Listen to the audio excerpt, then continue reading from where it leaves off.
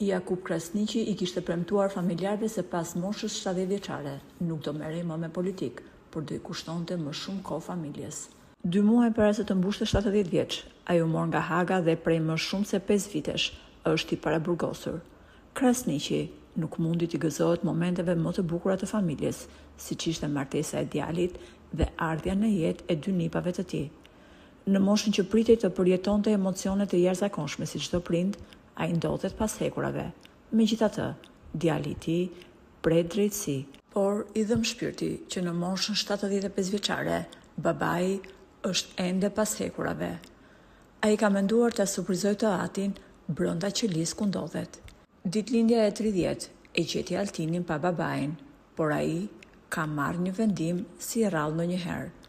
Së bashku me 2 djemtë e tij të vegjël, Toskën dhe Gekën, ai ka shkuar në Hag për të festuar 30 vjetorin pranë babait të tij dhe për t'i dhënë mundësi të takohej dhe të gëzojë me 2 niprit.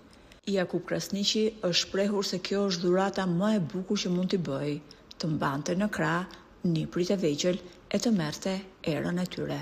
Teksa ka kaluar momente të paharrueshme me 2 niprit e vegjël, ai ka thënë të birit se drejtësia në fund do të triumfojë dhe se i drejti mund të zhytet, por asnjëherë nuk do të mbytet.